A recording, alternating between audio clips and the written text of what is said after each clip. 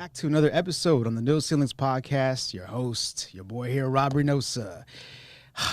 I am here in a studio recording professionally for the first time.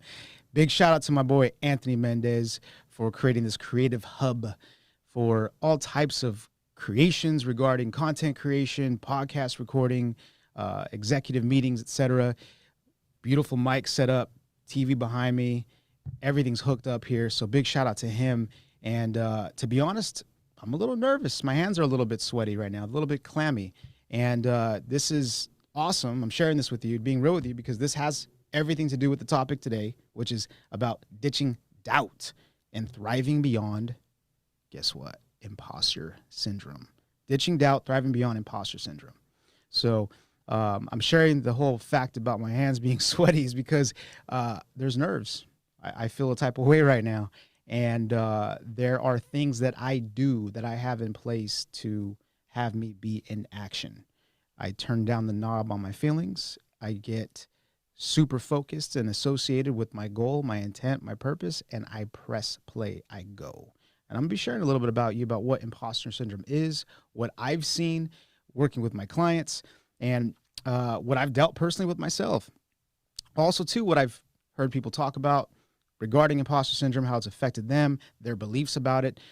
Real talk, people really believe it's an actual thing, like an actual syndrome that you can be diagnosed with. And I'm going to break this down for y'all.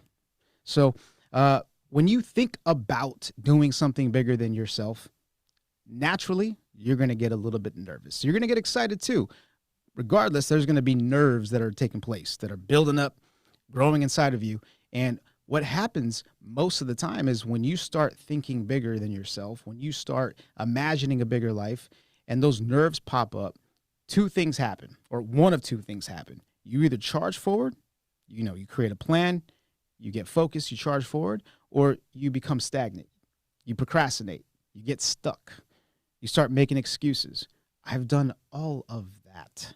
I have wasted so much time thinking about what I was going to do next, or sitting in front of my computer with a list of things to do, not getting anything done. Instead, scrolling on the phone, all of a sudden reaching out to random people who I never talked to, engaging with people's content, responding to or reaching out to people through the DMs, doing weird stuff. I'm not saying it's weird, but doing things that I don't naturally do all the time. But all of a sudden, I have time to do everything else that distracts me from the mission in front of me. So, some of the language that we use to describe imposter syndrome sounds like this, but I don't know if I should really be here. Am I qualified to be here?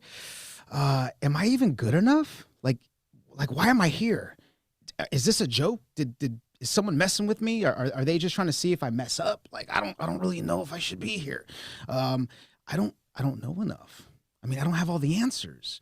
I don't have all the answers to go forward. What if somebody asks me a question and I don't know? What if I'm put in a situation with my clients or being a leader and there's a situation that comes up and I have no idea what to do next? What if I mess up? What if I lead everyone astray? What if I make a fool out of myself? Am I worthy? Am I good enough? Does that sound familiar? I know I've gone through all that. I've said all of that stuff. To be honest, I haven't gone there in years. I have not gone to that place in years. I know who I am. I know I'm qualified. And I know this one thing. I don't have all the answers. I don't. There's a lot of things that come up working with clients. Way less now, but especially when I first started coaching, especially when I was first started creating content back in 2014. I amassed a good sized following back then, and there was a lot of attention on me, and there was a lot of questions coming at me. And I posted a lot back then, a lot more about consciousness, spirituality, and whatnot. And I was just figuring it out. I was just tapping in, meditating, going through my spiritual awakening. And there were a lot of people who were reaching out, asking questions. And I'm like, some of this I don't know. But what happened with me accepting the fact that I don't have all the answers, it fueled me to go deeper, to dig deeper. I became obsessed with learning more and applying more. Now, here's the thing, right? So a lot of people become addicted to data, information. They become data fiends. All they want is more data, more information. Well, what are you going to do with it? Are you going to use it? Are you going to apply it? Are you going to make an example of the information? Are you going to make an example of you? That was my mission. Learn, apply, get feedback. Learn, apply, get feedback. And that's been my cycle. That's been my pattern this whole entire time. Learn and apply. Because the more I learn and the more I apply, the more feedback I get. When I get feedback, I get to pivot. I get to adjust. I'm not waiting for the perfect moment to strike. I fire. And then I aim. And then I'm ready. People always say, what is it? Aim, ready, fire. And, or ready, aim, fire. My bad, I messed that up. Ready, aim, fire. It's backwards. Like, that's backwards. It's you fire your shot. You're like, damn, that didn't hit the target. So then you aim, you adjust, you pivot, and you keep doing that until you're ready. Or rather, you're ready. I think I'm saying it all backwards. I'm probably messing it up right now. But my point is that I'm not waiting to get ready to take my shot. I take my shot and I go.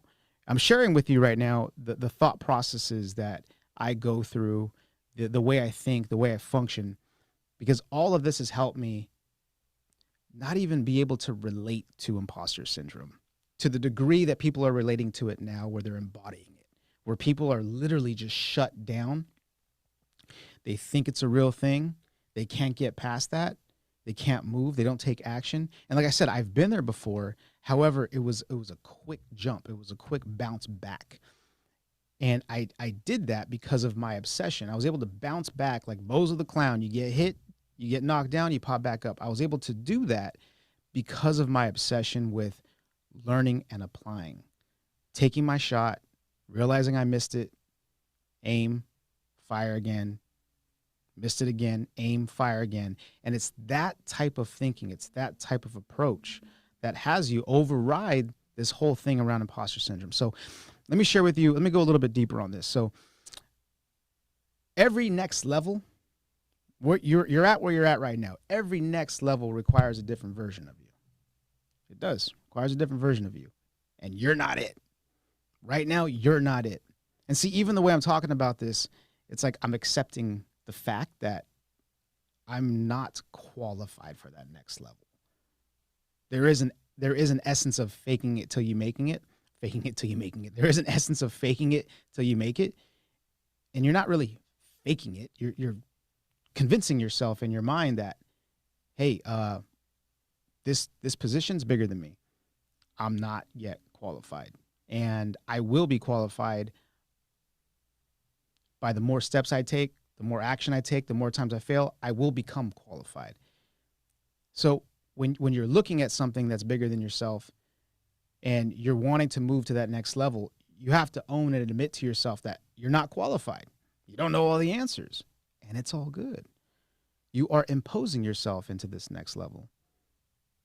You're a poser, right? So I'm breaking this down to demystify this whole thing around imposter syndrome, because none of us are qualified for the next level. All of us are faking it to a degree. All of us have our gifts, certain qualifications, certain things that we're good at, and you enhance those things. You take those things with you. For me, one of my things is intuition. One of my gifts is intuition. I'm highly intuitive. So I'm able to think on the fly. I'm able to put myself in situations and figure it out. So you can say that can branch off into I can adapt well. I can figure out things super quick. I have confidence in myself to figure things out. As long as I play the game, take a little break, pause, observe, the answer comes up, realign myself, boom. Take a little break, pause, observe, boom. Take my shot again, go. I trust myself to a high degree. So you want to ask yourself, what are certain gifts that you have? What are certain qualifications that you already do have? What are things that you're good at? And you want to heighten those. You want to enhance those. Because when it comes to pressing play and moving forward and doing something bigger with your life, it's going to require you to enhance the qualities you already have, to get clear on that vision, and most importantly, own the fact that you're going to mess up. You are probably going to look stupid a bunch of times, and it's all good.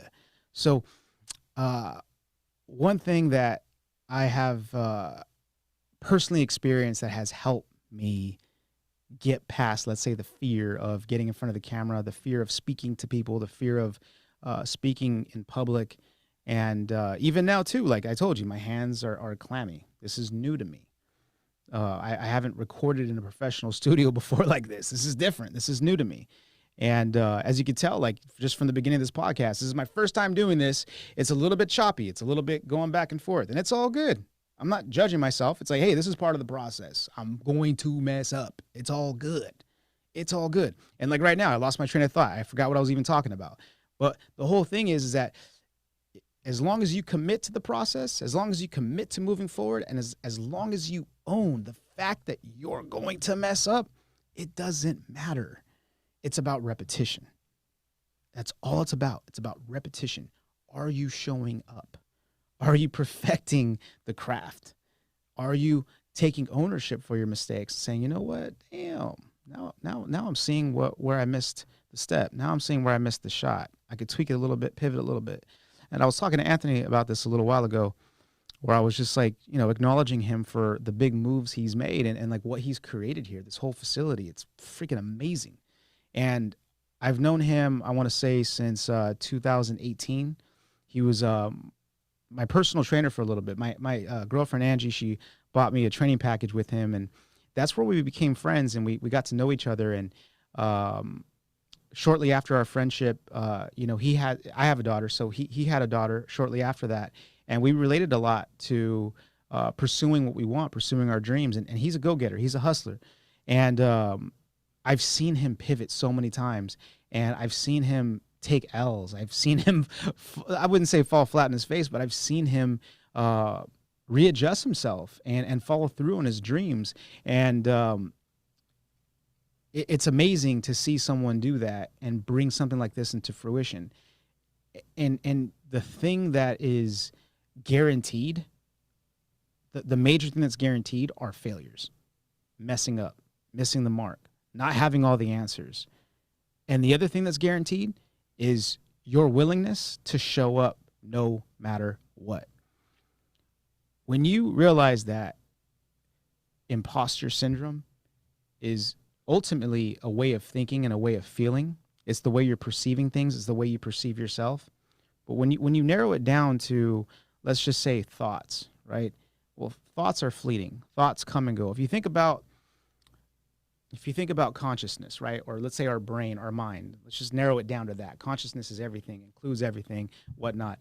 But when you think about, let's say, consciousness being confined to the dome, right? Our head. And thoughts, what they are, they're just floating, passing by, right? That's it. Floating by, like little fish coming through. When you realize that it's your attention to the thought that makes the thought a thing, right? Thoughts are just thoughts, just floating through. So when a thought's floating through and you're like, boop, boop, you zoom in on it, you see it, and you're like, oh, hey, that thought looks familiar. That thought's like, hey, you can't do this. Or the thought's like, hey, who do you think you are? Or the thought's like, hey, if you do this and you mess up, you're probably going to be in a lot of pain. And because your programming is used to spotting out those thoughts, you magnify that thought. And because you magnify that thought attracts another thought. And then those little cluster of thoughts become a bigger cluster, become a ball. And all of a sudden, this is the way you see the world. This is programming, right? Now let's break it down into feelings. Same thing with feelings. Feelings are fleeting. You feel a type of way about something, right? Like I was saying in the beginning, I felt a type of way about doing this. My hands are clammy. I was a little bit nervous. I even told him when I first got here, I was like, dude, I'm a little nervous. I got nerves. He's like, are you excited too? I was like, dude, I'm super excited. But it's also a different format here, a different setup. I'm not used to having headphones in. Of all my podcasts you've seen and different things, I've never worn headphones. And so we're sitting here and I'm like, do you think I should put them on? And he's like, you don't have to if it's a preference. He's like, but if you're going to have somebody else in here, let's say later on down the line, you're interviewing them, it's best to have headphones because you could hear them direct. It's cleaner sound. And so I had the headphones off and I picked them back up and I put them on. I'm like, well, that's my intention, is to be interviewing people, big names, big people. I mean, everybody, doesn't matter. It doesn't have to be a big name, but my intention is to turn this into a really massive thing here, to blow up the brand, the podcast, the movement, the impact. And so I'm thinking from there. I'm like, well, shit, I might as well just get used to it and be uncomfortable. I said it just like that. I was like, well, I mean, this is unfamiliar, but that's where I'm moving. So, and so we started laughing about that because that's what we relate to, right? So I was acknowledging him for how he pivots, how he moves, what he's done to get to this place. And it's something that I heavily relate to, where it's like, man, you feel the feelings, you think the thoughts, and you do it anyway because they come and go. They're not permanent. They only become permanent when you become attached to them, right? So this whole thing around imposter syndrome, people have become attached to the idea of it, where it's like, oh my God, I'm suffering from imposter syndrome. This is what's stopping me. And I've literally heard people use it as an excuse for why they're not taking action. It's because I have imposter syndrome. Like, what do you mean it's because you have imposter syndrome? Do you even understand what imposter syndrome means? And I break it down for people. Dude, it's just you're at this level. There's a next level ahead that you want to go to. You don't feel like you're qualified. You don't feel like you're ready. You think you're not good enough. The same thing goes through my mind. I'm like, I'm definitely not ready, and I'm going to figure it out. I do feel like I'm qualified because of my history and what I've done consecutively over time, where I turn down the knob of the feelings and the thoughts. I understand what feelings and thoughts are. They're not you. It's something that we attach our attention to. Then it becomes us when we do it over and over again. So they're fleeting. Failure is guaranteed. The process is guaranteed, and you're going to fail in the process. And the only thing that's guaranteed really is whether you show up or don't, you're in control of that. And if you show up, you're going to eventually win. If you don't, you're probably going to fall into a depression because you're going to hate yourself for not showing up. So which pain are you choosing? Well, I'm going to choose the pain of growth, right? So I'm dropping a lot of gold here, and I hope you're catching this. I hope I'm making sense. It's really ultimately up to you whether or not you want that or not. And the healthy thing to do, because I'm not for pushing down your feelings and emotions. I'm not for just blocking them out, because when you have emotion that comes up, it's healthy to recognize, especially when you're getting triggered by something, like, where's that coming from? What is this about?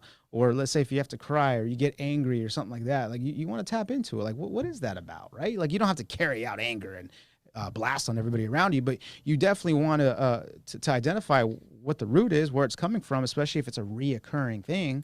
So I'm not talking about suppressing your emotions and suppressing your thoughts, but it's more about acknowledging them. Like, damn, I feel nervous. Like what I did in the beginning of the podcast. Damn, I feel a little nervous. That's cool. All right, it's fleeting. Once I get into action, it's going to feel a lot better. It's kind of like, and here's another example too. For people who've trained jiu-jitsu or have played sports, you get little nerves before the game, before the match, before the tournament, before a test. And then you get into action. You actually play the game. You're actually on the mat. You clap hands, boom, you go.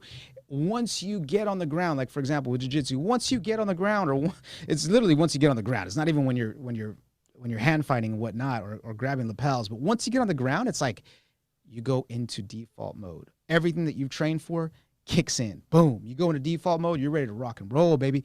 So it's the same thing too here. It's like, now that I'm in my flow, it's like, this is what I do, man. This is how I show up. I know my quality. I know my value. I know what I bring to the table, and I'm tapped in. My hands aren't even clapping anymore. I'm straight, right? So here, I'm trying to lead by example here and just share with you real talk what it looks like when you do have the sensations of imposter syndrome that kicks up dirt. Like I said, I don't believe in identifying thoughts and feelings of insecurities, doubt, hesitation, procrastination as imposter syndrome. I think that giving yourself a label and then putting yourself under a label, doesn't matter what kind of label it is. If it's a label that actually helps you win, then yeah. And you have to be careful with that too, because sometimes you get locked into a label where you just see things one way and you close off your mind to other things, right? I don't want to branch off into that. I have a lot to say about all that too, but I'm not a believer in giving yourself or assigning yourself a label. Same thing with introvert, extrovert. It's like we're both. Depends on who you're around, what you're doing. Sometimes I'm introverted when I'm highly focused on something, when I'm in my creative flow. Sometimes I'm an extrovert, depending on who I'm around. I bounce back and forth. Sometimes I need to focus. Sometimes I need people around me. Sometimes I need to talk shit with other people, like some other dudes. I'm like, hey, we joke around, and then I go back to work, right? I don't like labels because it confines you. Imposter syndrome, in my opinion, it confines people. It locks people into a certain persona, and it's like you're swimming down in the river, in the ocean, and imposter syndrome's a net. You get stuck in the net, and all of a sudden, you can't breathe. You're all fucking suffocating in the net. That's how I feel about that. I don't believe in it. I don't like it. I think it's dumb. And I don't think you're dumb if you're in that, but I think that there's a better way of looking at this and reframing this to set yourself free. So if you don't know, you're about to know that my whole mission, my whole purpose, at least for now, in this part of my life, is to end mental slavery, right? I'm not talking about for humanity in the whole, because there's some people who just, they want to be where they're at. Some people are hearing this and they love imposter syndrome because it gives them an excuse to not show up. It validates certain things that are there for them. They love it. They like it. So I'm not over here trying to free the whole world. I'm not trying to be Captain Save-A-Ho. But what I am saying, though, is that what I stand for is that I support people who want to break free from their chains. And the chains first start in the mind. And a major chain that I'm seeing around is imposter syndrome. I don't believe in it. I believe that you can get held down by it, by certain thoughts and certain feelings, feeling inadequate, feeling like you're not good enough. And when you are in that space, the walls close in, you don't take action, you waste a lot of time. I've been there. I've totally been there. And there are solutions to that. Having a clear plan and repeating the clear plan over and over and over and over again to yourself.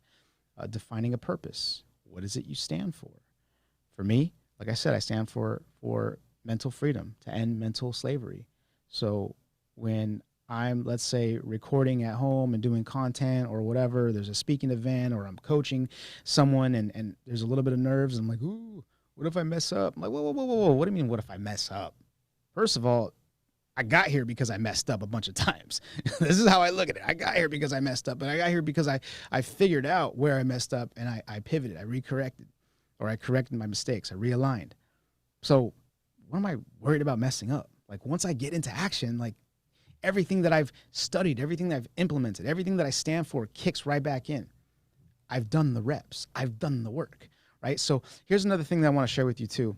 And this has been helpful for me big time throughout the years is when you do the work, whatever work you're in, whatever you're doing in your life where you feel like you're getting stuck, when you do the work, whatever information you come across, you implement it and you do the work, nobody can tell you that you're fake or a fraud or a phony if you have receipts.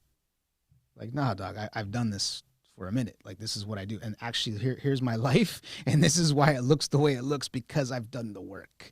So there is no chance of anybody ever coming to me and saying you're a fraud. I mean, they can say that, but it's just like, oh, shit, what are you projecting? Because I know myself, right? So when you do the work and you actually have something to show for it, and it doesn't matter if it's a little 1% improvement. It doesn't matter. You're doing the work, right? And you want to keep building and building and building and building. And it's going to take time. There's a process to it. You're going to fail forward, but you're also going to win too. And you build upon those wins. So when somebody does say you're a fraud or whatever, it's like, I know me. There's this level of certainty I have in what I'm doing, a very high level of certainty in what I'm doing because I have receipts. I have proof. So your objective is to build up proof within yourself. One thing I like to do is I like to stack my wins right away in the morning, right? So I'm going with the micro right here. So I like to stack my wins right away in the morning. I have a system in place where I wake up, I take my supplements, I start listening to audios, I read a little bit, I write down my goals. I actually just readjusted this a little bit or a few days ago because I found myself getting in these negative thoughts. I'm now writing my goals first thing in the morning versus like the third thing I do, which is like I have audio in, I've read a little bit, and then I write my goals. Now I'm writing my goals right away because I've noticed that the negative chatter was getting a little bit heavy. And I was like, you know what? I'm gonna try this and just write my goals first thing down. And what that's done for me is help me focus and realign to what I'm creating, what I'm bringing into my life, what I'm manifesting, what I'm working towards. And so then now my thoughts, it's been a total 180. Now my thoughts are aligned with what I'm producing and how I have to how I get to show up, the qualities I get to embody to get to that next level that I'm imposing myself on because I'm an imposter. So it's like, you know what I mean? So there's a system I have in place that helps me win. And I'm committed to that. I'm committed to winning. So developing a system in the morning, getting those wins, stacking those wins. Those are all wins for me because I'm like, damn, I'm executing my system, right? And the audio I'm listening to, has everything to do with wealth creation. So wealth producing activities, wealth creation, creating a more healthier relationship with wealth. And when you learn more about wealth, it's insane, man. Like just you start to see just how many people are out of tune and misaligned with, first of all, the term wealth, but also they're not even recognizing the wealth that they already possess now and what they have access to now. So you might want to take that and implement that for yourself and start learning about wealth and what it really is. It's pretty dope. So I stack those wins. I get out to the gym. I work out. That's another win. I feel good. I get back. I fuel up, protein, whatever. And then I get back. I get to my office and I have a list over there of things to do right away to get me set up for my day. And it's all about wealth producing activities. So when you look at it day to day, you want to stack up your wins to build up that confidence. Now let's look at the macro, the bigger picture here. So you have a bunch of wins, you have a bunch of losses. What I have found that works for me is to stack up those wins, reflect on all of those wins from my past. Did that coaching session, was it successful? Did I help them improve their life? Yes. What I said in that coaching session, what was the feedback I got from them? They said, Rob, dude, you changed my life. Like the way you have me look at this now, like this is crazy. I never, ever could have imagined I'd be in this position now. Working with families too, man, my son, my daughter, they're like, dude, they're excelling beyond belief. They're almost unrecognizable now to our friends. We love the work you're doing with them. Thank you, right? These are all things that I have locked in my mind that I reflect on to help me remind me who the fuck I am. You need to know who the fuck you are because you are a badass. You're a conscious creator. You're capable of so much more than what you've had access to. It's all there. It's all available to you. But you can only see that when you program your mind to pick up on those thoughts and those feelings. It's about reprogramming yourself to look for the opportunities, to look for the wins, to look for success, to look for a way to carve your own path. It begins with how you see things, what you say to yourself, what you associate with. You want to associate yourself with winning. So you reflect on all the wins. And you might be thinking, man, but I'm a piece of shit. I was a piece of shit. Like real talk. For those of you who know me, Vegas Rob from back in the day, you already know, homie, douchebag to the fullest. I forgave myself. I let a lot of that stuff go. All of that has helped me build me into who I am, which is why I can speak authentically about where I used to be and where I'm at now. Totally different version. I did the work. I have receipts. I have a lot of wins. I have a lot of effed up moments too, but that's a part of the process. I own that. I failed forward, right? So you might be thinking, man, my past though, I'm a terrible person. Oh, maybe you made terrible choices. That doesn't define who you are right now. That's a big thing that gets in the way too, is shame and guilt. You're not defined by your past unless you choose to. Just like those thoughts that fly by, those little fishies that fly by. You're not those thoughts unless you choose to be those thoughts. If you let them cluster enough, if you keep paying attention to those negative thoughts and negative feelings, they will become something. They will manifest in your reality. And you're like, why is my life looking this way? Why do I keep getting injured? Why do things keep falling apart? Why do I keep attracting the same stuff? It's because you keep giving attention to the things you don't want because of your programming.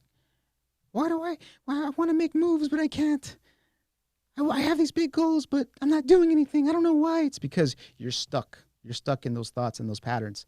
You got to get past that.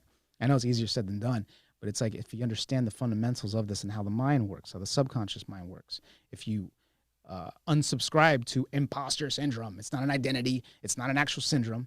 It's a way of thinking and being. It's a cluster of things put together where you just don't feel like you're good enough. Well, guess what? You're not good enough right now, which is why you have to do the work. The next level, that's why you're not at that level. It's because you're not good enough. So own the fact that there's a process to this, and you will be good enough as long as you keep hammering away every single day, and you'll realize there really is no ceiling. Like, what's behind me? There is no ceiling. No ceilings, baby. It's a mind frame. It's a mindset. It's a way of thinking. It's a way of being. It's how you carry yourself. It's like, all right, cool. I'm not used to wearing headphones. I'm not used to being in front of this awesome equipment like this and having this professional stuff. I keep hitting the microphone, but it's all good. It's all good. I'm gonna keep hammering away every single day, getting better, perfecting this craft. So I'm sharing all of this stuff with you because this is real life. You're watching this real life of someone who in the beginning was super nervous. Now I'm in my flow. I never once thought that I wasn't good enough. If anything, I was like, damn, like, this is what I'm in alignment with. This is what higher self, what God is providing me. It's like, hey, you're good enough to get involved in this. Go invest in this, get involved in this. And I'm like, cool, it's a no-brainer. I believe in myself. There's confidence, there's certainty. True confidence is knowing that you can handle whatever comes at you. It's like, hey, I trust myself to handle this shit. That's confidence, right? The lack of confidence has you feeling like, I don't know if I'm good enough. But what if I mess up? Shit, I hope you mess up. I hope you make a mistake, because you'll learn a hell of a lot faster by making a mistake. Your ego will start to take the back seat. When you start tapping in your higher self, you're like, look, I messed up. What's the next best step? Because everything works out in my favor. What's the next best step? All right, cool. That's the next best step. Let's go. Let's do it. Let's take my shot. And then if I miss it, I'll aim and take the shot again. And then all of a sudden, I'm like, damn, I'm always ready. Man, I'm always ready. I don't have to get ready. If you stay ready. You already know that. What's up? West Coast, baby. All right, cool.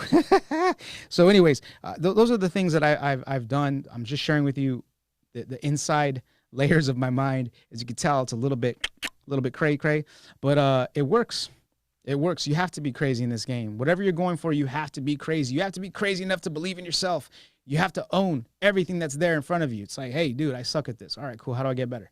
I don't know the answers. And that's the other thing too. You know, there's been several times in my coaching experiences, more so in the past. I mean, it does happen now too, especially as I'm expanding myself and getting deeper into certain things within the realm of psychology and whatnot, which is my obsession. I'm obsessed with the mind. I mean, if I'm helping people free their minds, I better be obsessed with it, right? But one thing that is important is to admit and own that you don't know something. I don't, you know what? I am not familiar with that, or that is something that I'm not really in tune with. And I've said that to quite a few clients, and every single one of them is like, you know what, Rob, I respect that, man. You're not trying to mislead me. You're not trying to fake the funk. You're not trying to fluff up the feathers here. Like, you're not gassing me up. I'm not about that. It's like, oh, you know what? I don't know that, but you know what? I'm going to find out, and I'm going to send you all of the research that I find. And what I do is I create a bunch of material out of that, because I'm learning it and I'm like, all right, cool. Where can I apply this? Where can I implement this in my life? I want the real feedback. I want to see what this looks like after I've done this for a bit of time. And there's a lot of things that I'm doing now that I have not shared with my clients, and some stuff's being released. Some things are pouring out. It's dripping out that I've been doing for close to a year, where I'm like, this works.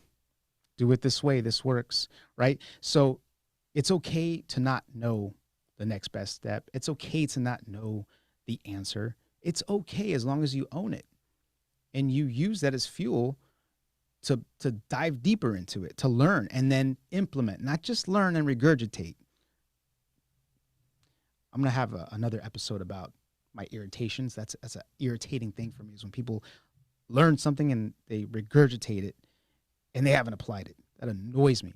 So I'm always looking to implement it, because I want to be an example.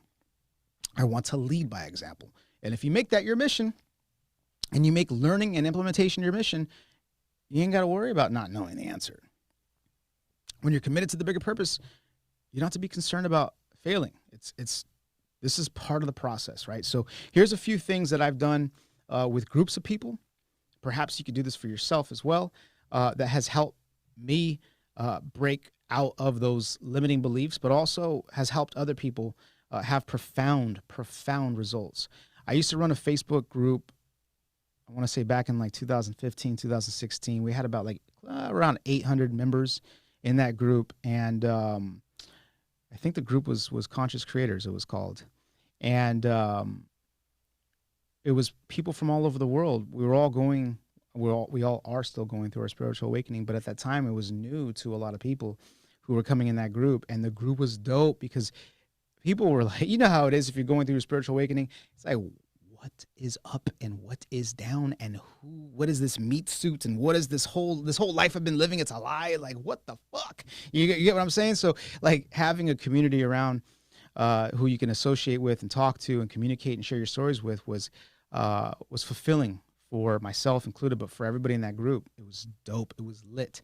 And so I started doing these challenges in the group where we would introduce ourselves and just, post a 2-minute video. And I forget how the process went, but a lot of people put up videos. A lot of people expressed their resistance. A lot of people expressed their fear. A lot of people held out from doing it. And there were quite a few people who they held out for a while. I remember having these conversations with them like, dude, it's okay. It's okay. Just, it's just, you're looking into a camera. We're all here to support you. And everybody in that group was supporting people. There were quite a few people who were scared. And then once they pressed record, they posted up their video and they got feedback. You couldn't get them off the camera. They were like recording all the time on their own social media, in the group. Like they went from 0 to 100. So the tool here I'm sharing with you is get involved with the community or with other people who are doing the things that you want to do. Associate yourself with that next realm. Put yourself in it. Get yourself in the mix. Like I said, the next level requires a next level of you.